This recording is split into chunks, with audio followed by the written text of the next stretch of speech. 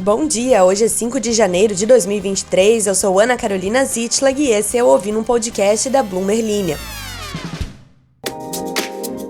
Hoje você escuta sobre como a renúncia do CEO da Petrobras pode colocar em xeque dividendos do quarto trimestre, sobre como a Amazon vai demitir mais de 18 mil empregados em uma escalada dos cortes e sobre como a Apple perdeu o valor de mercado de 2 trilhões de dólares após a queda das ações. A renúncia do CEO da Petrobras, Caio Paes de Andrade, disparou uma espécie de contagem regressiva de investidores para a data de eleição do novo Conselho de Administração da estatal e a divulgação do balanço do quarto trimestre de 2022, em tese fixada para o dia 1º de março. Caso o novo board alinhado ao governo Lula assuma antes dessa data, o mercado avalia que há um risco de que o dividendo gordo que a petroleira tem pago aos investidores em anos recentes já seja cortado, referente aos lucros colhidos no último trimestre de 2022. No terceiro trimestre, a Petrobras distribuiu 43,7 bilhões de reais em dividendos aos acionistas, o equivalente a R$ 3,35 reais por ação, resultando em um yield, um rendimento trimestral, de 10,5%, ou seja, um payout de 95% do lucro líquido. A União, como maior acionista da estatal do capital misto, recebe a maior parte do valor dos dividendos. A lei permite que o payout possa ser reduzido para um mínimo de 25%. Mas e agora para o quarto trimestre? Segundo analistas do UBS, a expectativa é que o dividendo da Petrobras chegue a 4,2 bilhões de dólares, ou cerca de 22,8 bilhões de reais, se não houver alterações. O governo Lula justifica o plano de reduzir o pagamento de dividendos para investir mais em refino e energia renovável. Nessa quarta-feira, a Petrobras oficializou o encerramento antecipado do mandato de Caio Paes de Andrade como CEO. Ele aceitou o convite para ser secretário de gestão do governo de São Paulo de Tarcísio Freitas, ex-ministro da Infraestrutura do governo Bolsonaro. A estatal informou que, devido à renúncia de Andrade, o diretor de desenvolvimento da produção da petroleira, João Henrique Ritterhausen, foi nomeado CEO interino, até a posse do novo comando. Na terça-feira, a Petrobras recebeu oficialmente o ofício do Ministério das Minas e Energia, informando a indicação do senador Jean Paul Prats para CEO e membro do conselho. Próxima notícia.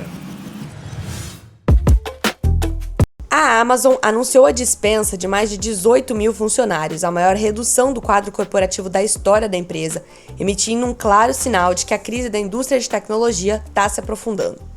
O CEO, Andy Jassy, anunciou a mudança em um memorando para a equipe na quarta-feira, dizendo que seguiu o processo de planejamento anual da companhia. Esperava-se que os cortes iniciados no ano passado afetassem cerca de 10 mil pessoas. A redução está concentrada nos quadros corporativos da empresa, principalmente na divisão de varejo e nas funções de recursos humanos, como recrutamento. A eliminação de 18 mil funcionários será o maior corte até agora para as empresas de tecnologia durante a atual desaceleração. Mas a Amazon tem uma força de trabalho muito maior do que seus pares no Vale do Silício.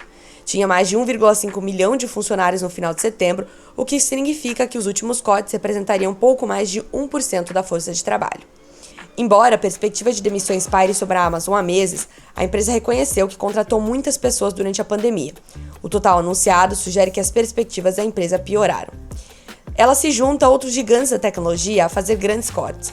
Ontem, a Salesforce anunciou planos para eliminar cerca de 10% da sua força de trabalho e reduzir as suas propriedades imobiliárias. E tem mais. Uma queda constante nas ações da Apple empurrou o valor de mercado da fabricante do iPhone para menos de 2 trilhões de dólares. A Apple era a única empresa que ainda era avaliada acima de 2 trilhões, depois que a Microsoft e a Alphabet, a dona do Google, também perderam a marca. As ações de tecnologia estão entre as que mais tiveram perdas com as quedas dos mercados desde que o Federal Reserve, o Banco Central Americano, passou a elevar os juros nos Estados Unidos, levando a uma fuga de investidores dos ativos de risco. A Apple caiu até 4,2% nessa terça-feira, com o aumento das preocupações sobre a oferta do iPhone no importante trimestre de férias de fim de ano. Os investidores também perderam a fé em um alívio das taxas de juros mais altas. A queda levou o valor de mercado da Apple para 1,98 trilhão de dólares, encerrando seu reinado como a última empresa a ostentar essa avaliação.